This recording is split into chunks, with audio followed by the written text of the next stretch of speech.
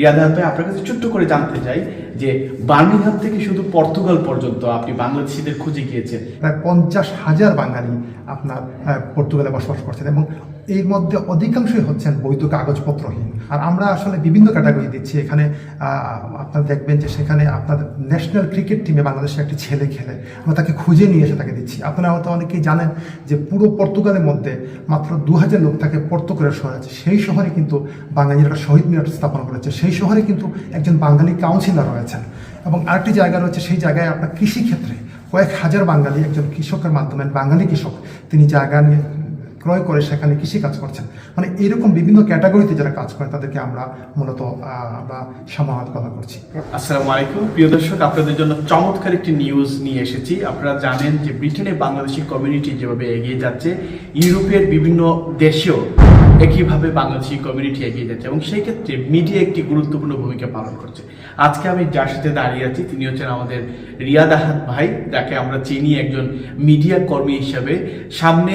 পর্দার সামনে তো আছেনই, পর্দার পেছন থেকে অনেক কাজ করে যাচ্ছেন। বর্তমানে বিয়ন্ড টিভিতে উনি যেসব প্রোগ্রাম প্রডিউস করছেন, প্রেজেন্টিং করছেন, তার মাধ্যমে আমাদের সমাজ অনেক উপকৃত হচ্ছেন।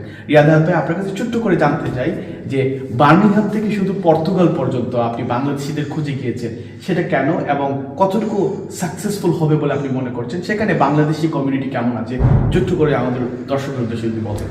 ধন্যবাদ আকরাম ভাই। আসলে বার্মিংহাম থেকে লিসবনে যাওয়ার কারণটা হচ্ছে যে আমরা শুধু লিসবনে যাইনি, আমি আগেই বলেছি যে আমরা স্পেনের বার্সেলোনায় করেছি, ফ্রান্সের প্যারিসে করেছি, ইতালিতে করেছি, ইতালি ভেনিসে করেছি, মরক্কোর মারাকাশে করেছি। আমরা আসলে মূলত খুঁজে আছি যে বাংলাদেশিরা যে যেখানেই আছেন, বিশ্বে যেখানে থাকেন না কেন, তারা যারা কমিউনিটির জন্য কাজ করে তাদেরকে আমরা সামনে নিয়ে আসার জন্য।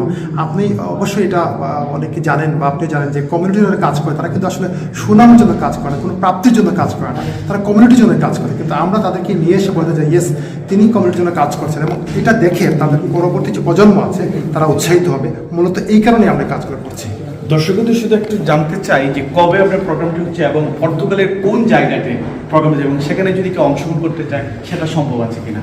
অবশ্যই আমাদের প্রোগ্রামটি হচ্ছে আগামী 12ই ফেব্রুয়ারি পর্তুগালের লিসবনের একটি হোটেল রয়েছে ডম পেদ্রো, এটি 5 তারকা হোটেল, এবং সেই হোটেলে আমরা প্রোগ্রামটা করছি।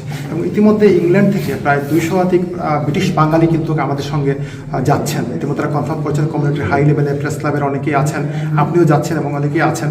এবং এখন যদি কেউ যেতে চান আমাদের সঙ্গে যোগাযোগ করলে হবে, আর আমরা ওখানে ব্যবস্থা করছি আমাদের গেস্টদের জন্য। আমাদের স্পেন দিয়েছি তা 2012 সালে, তার পরবর্তী সময় আমরা ফ্রান্সে করেছি, আমরা মরক্কোতে করেছি এবং প্যান্ডামিকের আগে আমরা কিন্তু ইতালিতে করেছি। এবং প্যান্ডামিকের ঠিক আগ মুহূর্তে আমরা ঘোষণা দিয়েছিলাম যে পর্তুগালে আমরা বাংলা কাগজ কমিউনিটি করছি, বিকজ আমাদের একজন কলিগ শালীম ভাই আছেন, তিনি পর্তুগাল অনুরোধী ছিলেন, তার অনুরোধে কিন্তু আমরা মতো পর্তুগালে যাওয়ার চেষ্টা করেছিলাম এবং সেই কারণে পর্তুগালে। আর আমরা আসলে বিভিন্ন ক্যাটাগরি দিচ্ছি এখানে। আপনারা দেখবেন যে সেখানে আপনার ন্যাশনাল ক্রিকেট টিমে বাংলাদেশের একটি ছেলে খেলে, আমরা তাকে খুঁজে নিয়ে এসে তাকে দিচ্ছি। আপনারা হয়তো অনেকেই জানেন যে পুরো পর্তুগালের মধ্যে মাত্র 2000 লোক থাকে পর্তুগালের শহর আছে। সেই শহরে কিন্তু বাঙালিরা শহীদ মিনার স্থাপন করেছে। সেই শহরে কিন্তু একজন বাঙালি কাউন্সিলর রয়েছেন এবং আরেকটি জায়গা রয়েছে, সেই জায়গায় আপনার কৃষিক্ষেত্রে কয়েক হাজার বাঙালি, একজন কৃষকের মাধ্যমে বাঙালি কৃষক তিনি জায়গা নিয়ে ক্রয় করে সেখানে কৃষিকাজ করছেন। মানে এরকম বিভিন্ন ক্যাটাগরিতে যারা কাজ করে তাদেরকে আমরা মূলত আমরা সমাহার করছি।